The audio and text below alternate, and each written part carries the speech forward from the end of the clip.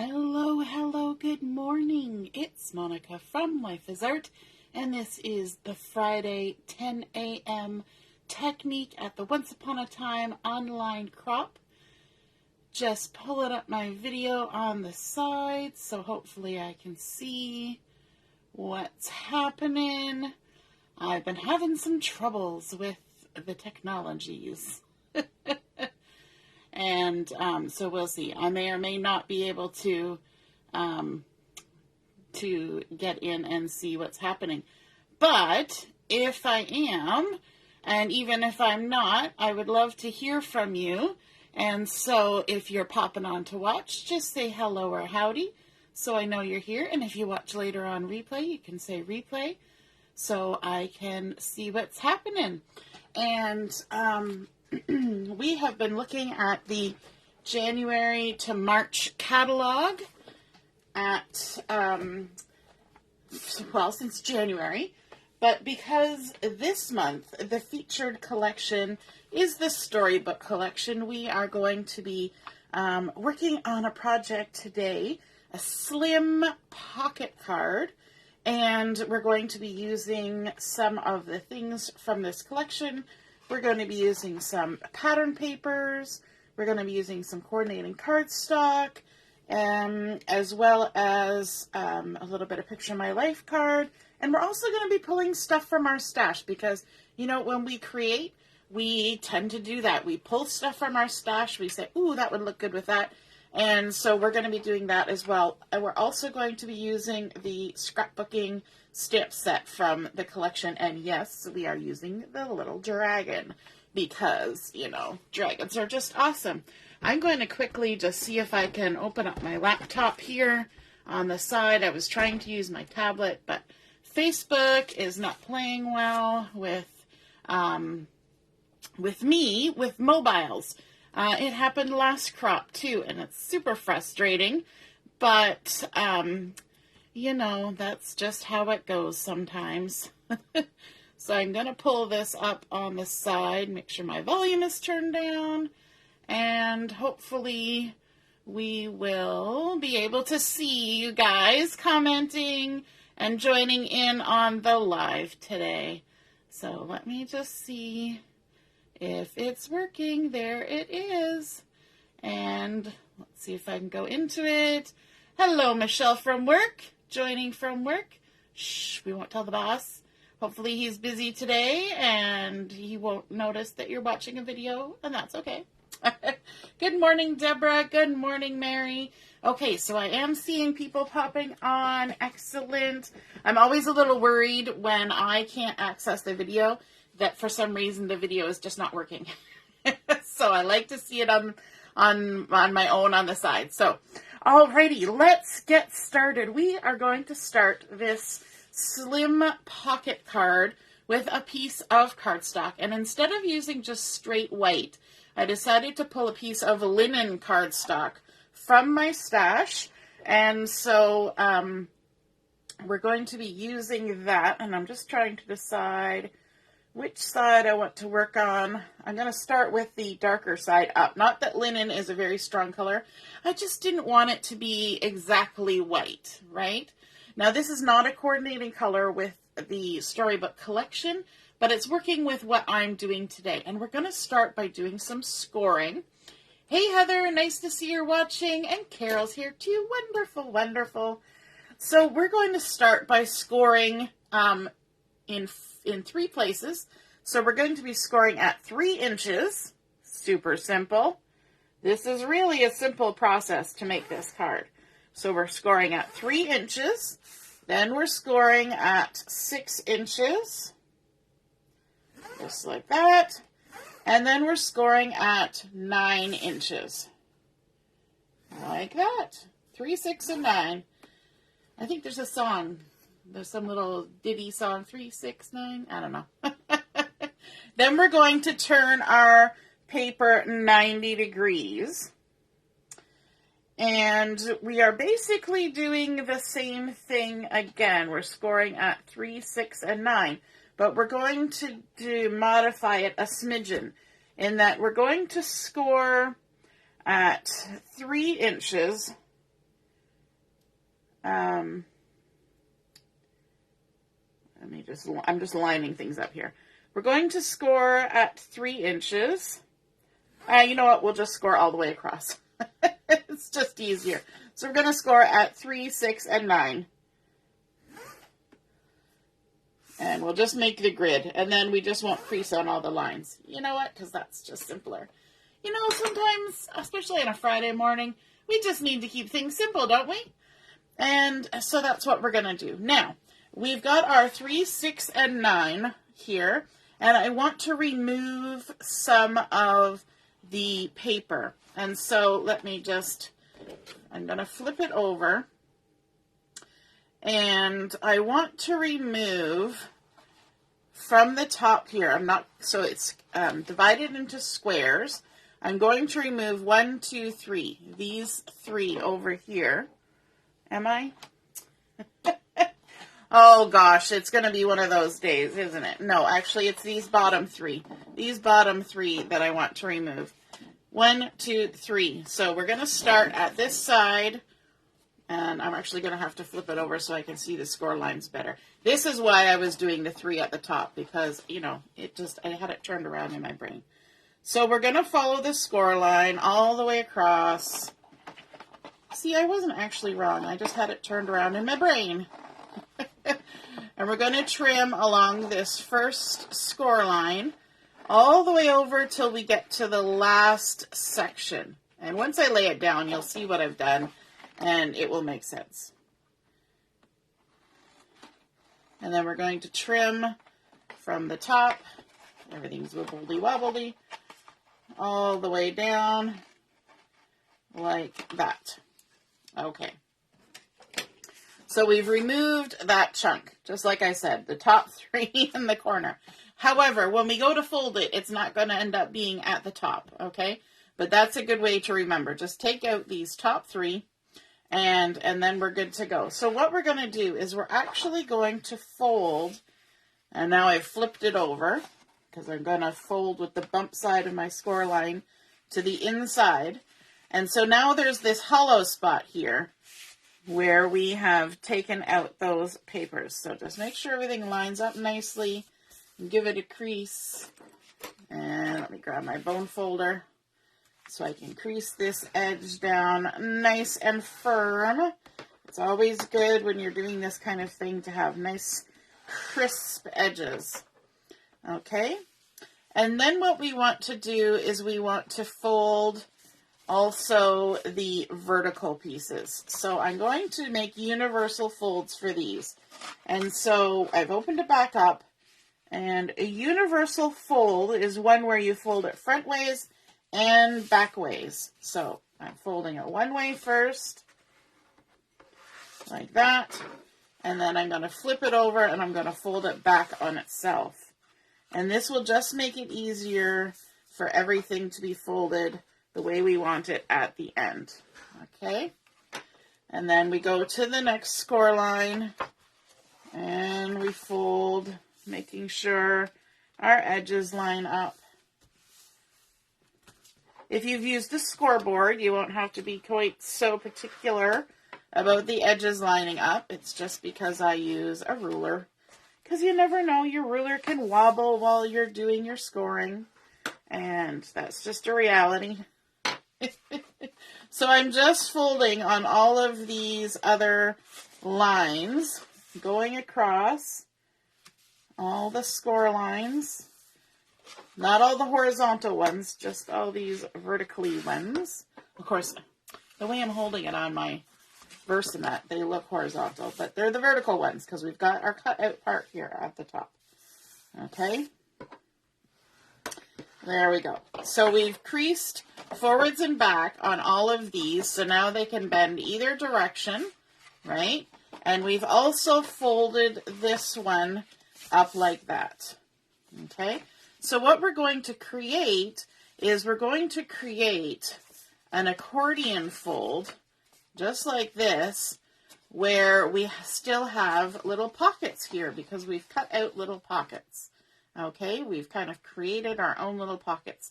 So now we want to add a little bit of paper here before we kind of stick our slim pocket card together and adhere this part down, we want to do some decorating on the inside of the pockets and the front and stuff. So let's grab some pattern papers here.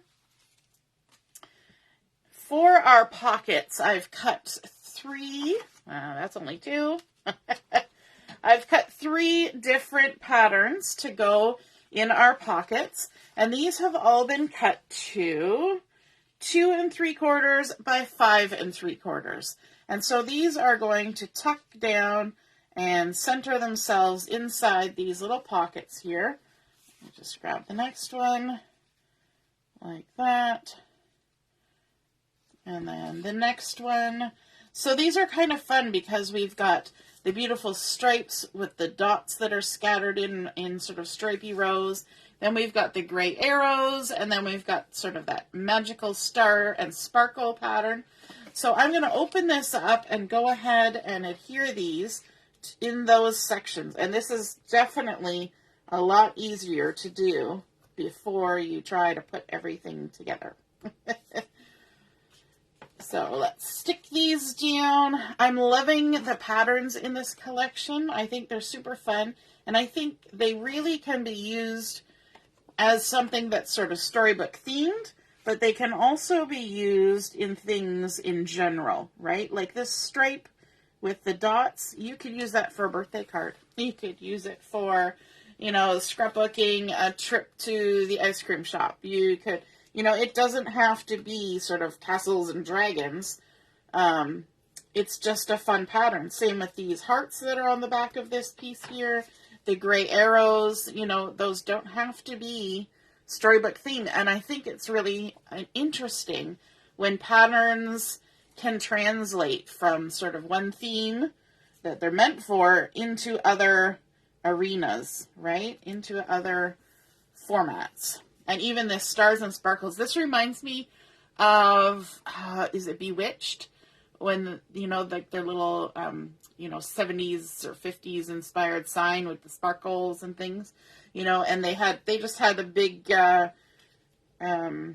revival of that, wasn't it? Just recently, and everybody was having parties and stuff. So if you were doing something like that, you could scrapbook your photos, and I think that would be super fun with those sparkles.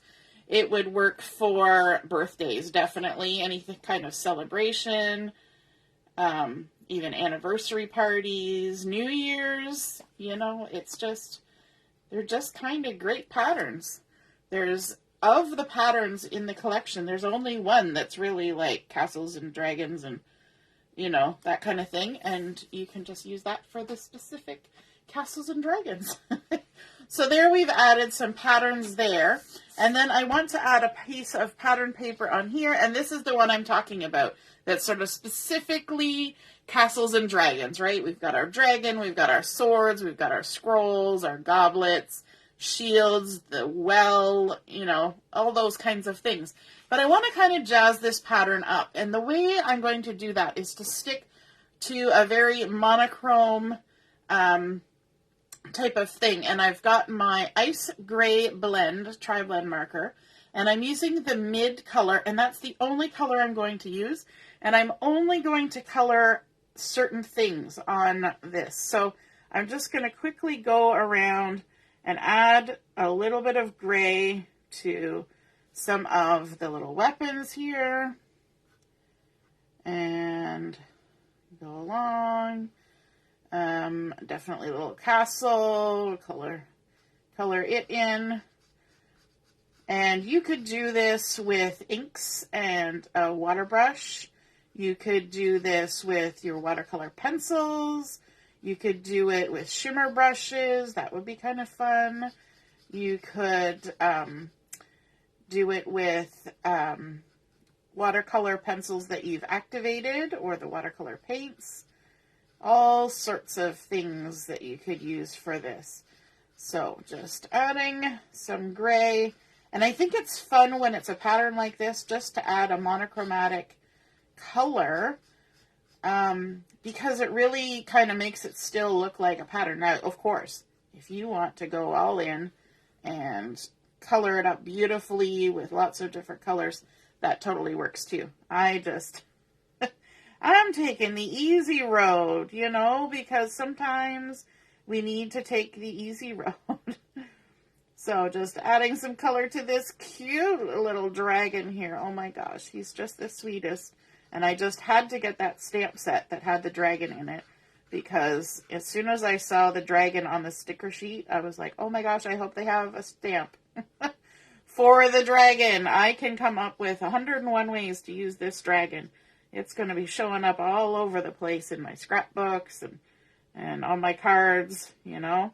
I've seen, because he's got his little hands kind of bunched together in front of him, so I've seen a lot of people who have been making Valentines, and they've cut out little hearts and tucked it in his hands, so he looks like he's holding a little heart. Oh, so cute. And here we go. Just adding color here and there. Even there's something here that's off the edge. I don't know what it is, but we'll add a little bit of color. We've got the little banner here. Add some color to that. So you just kind of work your way around adding color how you want it, okay? So I'm not going to make you sit and watch me color an entire piece of that, because by the magic of Facebook and the land of make-believe, I have already got one that's done. So you can see there I've just colored certain items and stuck it on there like that. So now let's add this to our linen base and stick it down. And this is actually going to be the front of our card. This could also be a little mini album.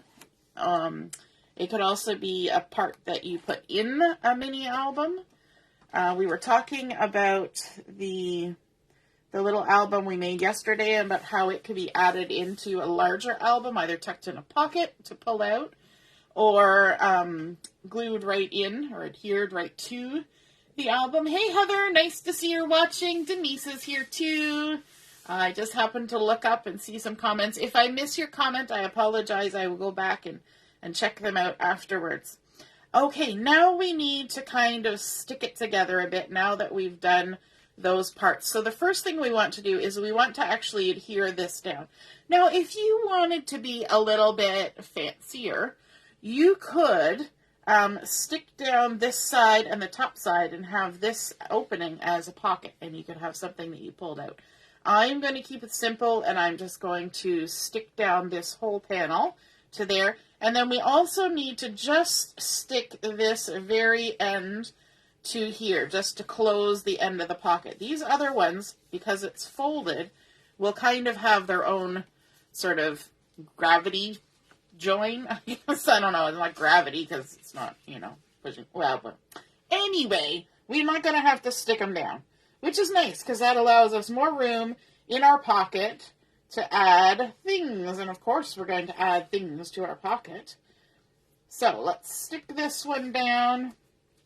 And then we're also going to add, actually I'm going to turn it around so I can get it closer to me face.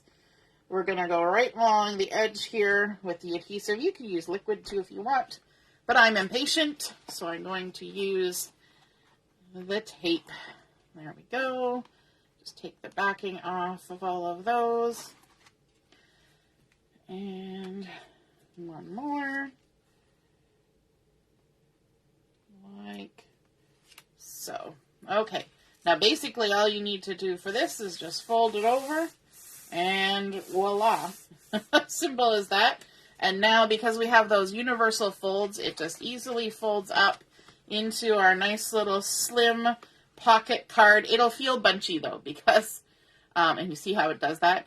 That's just because we have so much extra layers down here with that extra cardstock, right? So it's going to be more bunchy at the bottom. But that's okay because it looks lovely when you put it on display and can show it off once you've passed it on to someone. Now, let's do a little bit more decorating. We have, let me just pull in some pieces. I grabbed some cardstock to add in here, and there we go. And so I want to make these into little tags. These have been cut to 2 1/4 by 4 1/2 because they're just a nice little size to tuck in there. You could make yours a little bit taller if you wanted. Now, and a lot of people have a punch or a die cut to cut out tags. I don't do that. I just cut a tag, cut a rectangle, as I rummage around over here to grab my my pencil. And then what I do is I line it up on my Versamat. And all I do to make the top, angled corners is I come in a 1/2 inch from the side and I go 1/2 inch down and I just make little marks. And then I do the same thing on the other side, 1/2 inch, 1/2 inch. Because the trick with making a tag is that you just want it to be even. So as long as you make little marks and then you can just take your scissors and trim between those 2 marks, then you're golden, right? Now, you don't necessarily have to do that for all of them. You can then pick up your next tag and just line it up and trim it like this. So you don't have to do the measuring every time. You can if you want, but you don't have to. And there we go. And so then we have our nice tag shape, and somewhere, whoops, knocked over my glue. Somewhere I have my little eraser, and I can just come back and erase those little pencil marks if they show. There we go. Easy peasy. So that's a nice little way to make a tag. That's the technique that I use, and it works really well. Let me just grab my hole punch. I also have my ancient hole punch. Speaking of things from my stash, this does not connect anymore. There's no holder on this side. It's pretty much destroyed, but it still punches holes. And so that's what I use. There we go. Because sometimes you just got to dig into your stash for stuff. And there's another little hole. And so this one, I'm actually going to set it aside because I've got one that I've kind of already started making that's going to go here. And I dug in my stash again, and I was thinking about the fact that this is sort of, knights in armor and medieval, and the knights wear chainmail. And I thought, I have nothing that I can think of that looks like chainmail. But then I kind of had a brainwave, and I was like, that card making workshop kit from Freshly Baked that had this nice cooling rack thin cut in it, I bet if I cut out that in a dark color, and it could kind of trick my imagination into thinking about chainmail. So I took a piece of it and glued it to the front of this tag, and sure enough, it kind of does look a bit like chainmail, or like the iron gates on a castle, that kind of thing. There's all the little hole punches coming out because, as I said, I don't have the collector. So I thought that was kind of fun. So I've attached that there. And then, of course, with tags, you always want to have some sort of fiber coming out of the hole. So again, back into my stash. This is some Whisper thick twine, and I even wrote on here, this was from back when we had the Jack collection, and I actually have a couple of these in my stash. And so I thought, you know what, this works. It's sort of a grayishy, beigey twine that will totally work for what I'm doing.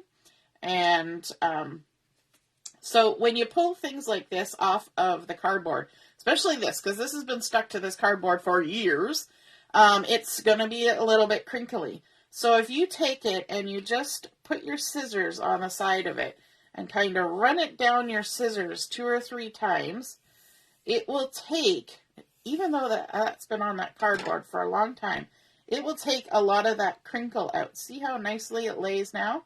And so then you can go ahead and add a nice little loop or 2 or 3, however many you want. I'm going to keep it simple here just for time's sake. And I'm going to just take a folded over piece, stick it through, out the top, and there we go. Kind of rustic. I can trim it off later to the length I want. And so I can do that with all of my little tags here. And then, let me see, let's move along. We can come back and add some more decoration to those later. But let's add a little bit of extra to the front of our card. And so for that, I wanted to bring in this scrapbooking stamp set for Storybook. And there's some interesting wording on here. There's once upon a time, and we used that yesterday on the little album. But there's also this. There's best, and it's kind of got a shadow, so you can stamp 2 different colors. The day ever, so you can do the best day ever. And then over here it says things come in small packages. So the best things come in small packages. And then there's best friends forever. Lots of fun little sayings. So I'm going to use this one. The best things come in small packages. And I decided to stamp it up just on white daisy cardstock using my black ink. So keeping it very monotone and subdued, because I'm kind of thinking this is going along the route of a more masculine type of card. And so we're going to add that on the front there like that. And then I thought, what else have I got in my stash to kind of jazz this up? And then I kind of noticed all the little stars over here. So I went digging through my thin cuts and pulled out these. And these are from forever ago. They're the basic stars thin cuts. So if you have a star punch or you have Cricut cuts, stars are great to go with this collection. And so I took my honey butter cardstock and I cut out a few little stars in different colors. So I thought I could add those in. So let's see, we're going to tuck one right there. Maybe one over on this side. And then we'll kind of put one down here at the bottom as well. Yes, I'm liking that. So let's go ahead and add this. Now this is the front of our card. So we can add a little bit of dimension. And let me just see where I put, oh, I put my foam tape away where it belongs. Holy mackerel. That's why I didn't know where it was. It was where it belongs. Goodness gracious. We've been doing the Messy Monday and the Tidy Tuesday for the past few weeks. And boy, has it helped me keep my desk a bit cleaner. I've got to say, that has been helpful. Has anybody else been enjoying the Messy Monday and Tidy Tuesdays? All right. Let's add this on. Now, I could ink around the edges on this. I could do a little bit of drawing. I could take my marker and add some of the gray around the edge. But I'm just going to leave it as is and stick it on here. The best things come in small packages. And I thought that was kind of cute because we're making a slim card, right? So it's a little bit smaller. Let me just grab this. I used the thin foam tape, and now I'm going to use the regular size foam tape to add my little stars.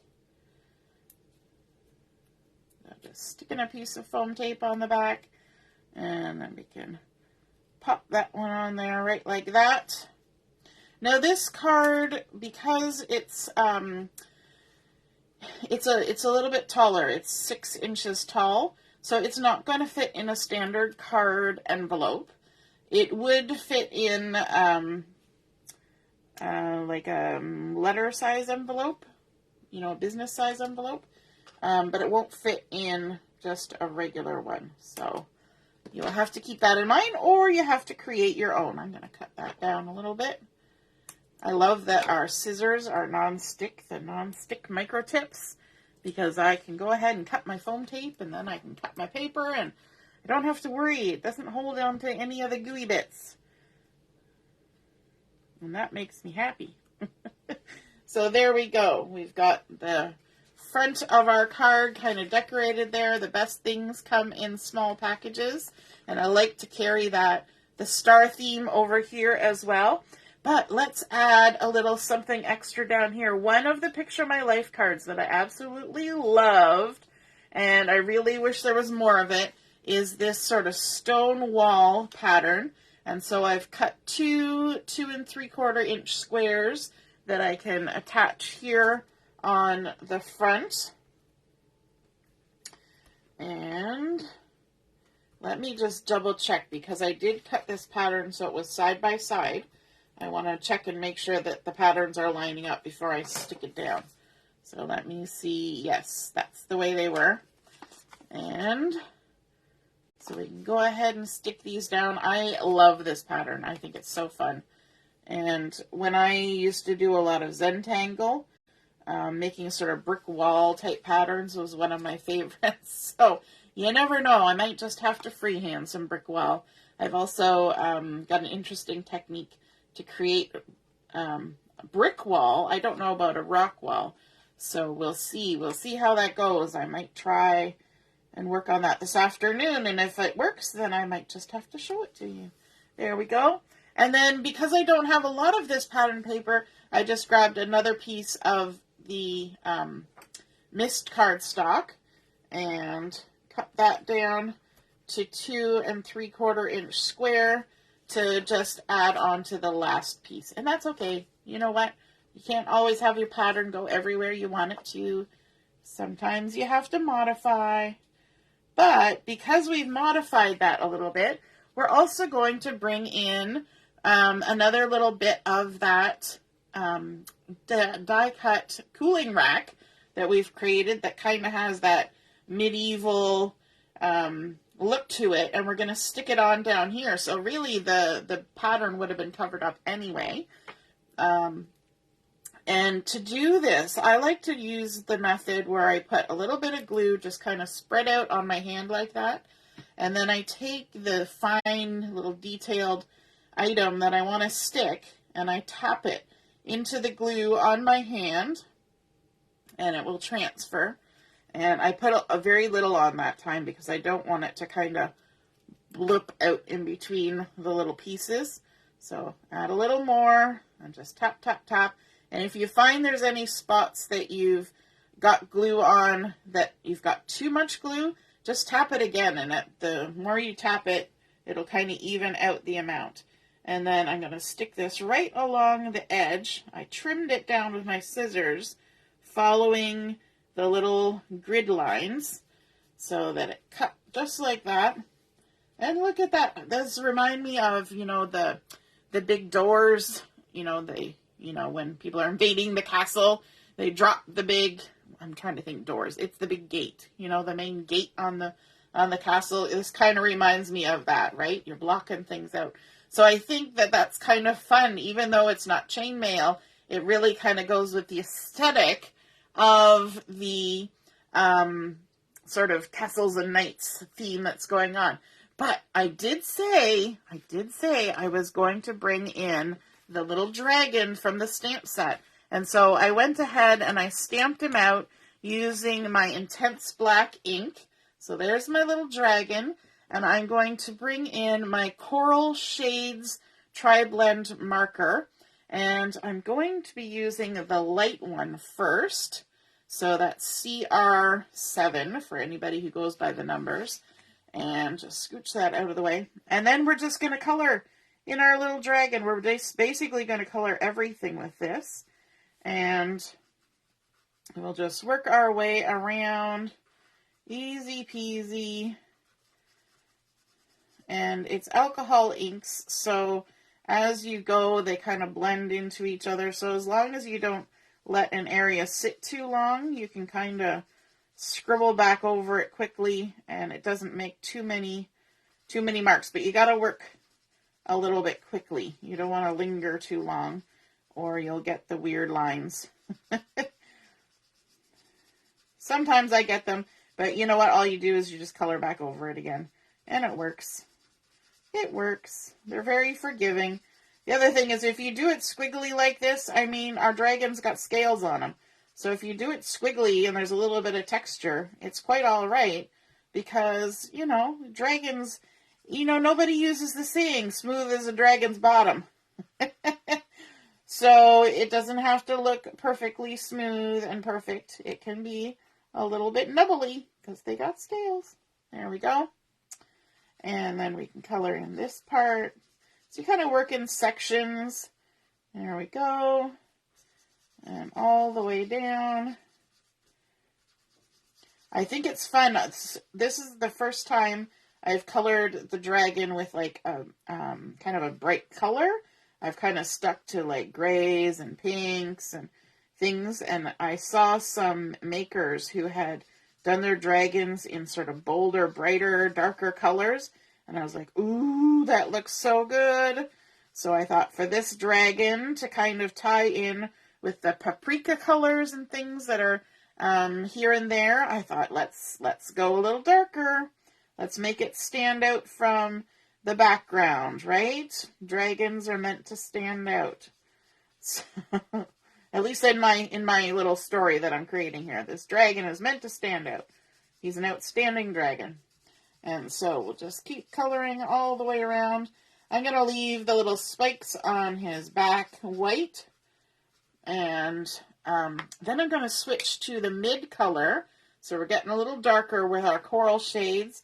And I can add a little bit of color to there and under his chin and kind of around this way. I'm adding just a little bit of shading kind of happening, and under his arms like that, and all these little spots where there's kind of dots, we're going to do little dots. Those are good indications of where you could put some shading, right? And then also kind of along here and under his leg and down here, and we'll add some dots. And then on his tail, on the underside of his tail, all the way along. I'm mumbling. This is always the point where I start mumbling to myself. So just adding a little bit of shadow, and we can even add some on the veins of his wings here, like this. Maybe this one in behind. And that's it. And we could bring in our gel pen. Let me just see. I didn't think of this until now, so let me grab which one I want. This one. We'll grab the number 10 gel pen. And we could add a few little white dots in where these other dots are, just for a little bit of something, and kind of go along with what's happening with the scales here being white. The little spiky bits on his back. We could even add little bits here on the little V scales on his body like that.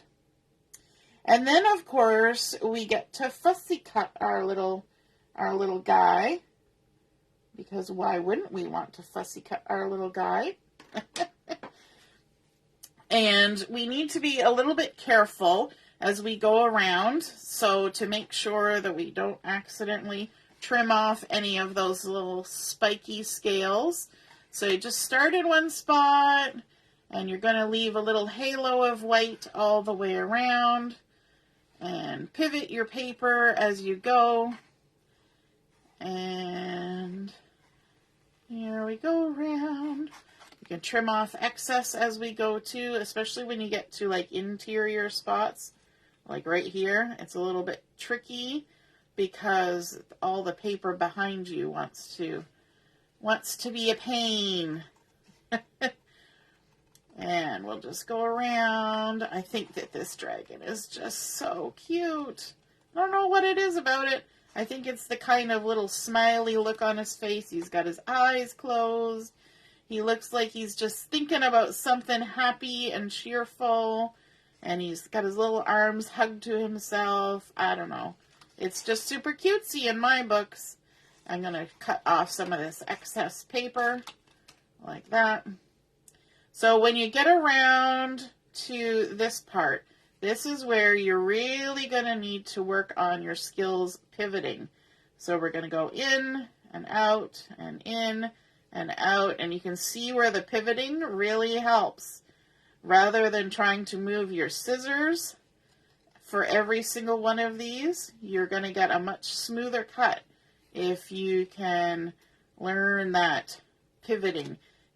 You have to be able to hold your paper tight enough so that you can maneuver it, but you also need to hold it loose enough so that it slides in your fingers. It's one of those skills that you just gotta have to work on, and it's helpful for me. I have carpal tunnel, and so if I pinch too hard on something, my hands go numb. In fact, my hand right now is kind of numb. So maybe that helps me being able to pivot, because I can't really feel, what's happening. And we just work our way all the way around. And this is where you're going to find that these interior cuts are hard with all the excess paper. So just keep removing excess paper, rough cutting it all away. So you can get in here and get all the little spikies. I could have colored those spikes along his back, but I think it looks kind of fun for them to be white to kind of match what we did with the gel pen on here. And so we go all the way around, and then we get to these tiny little spikes, and you kind of have to maneuver a little bit more carefully and try to avoid the wing. The wing kind of, see how it snags? You have to really play with it once you get there.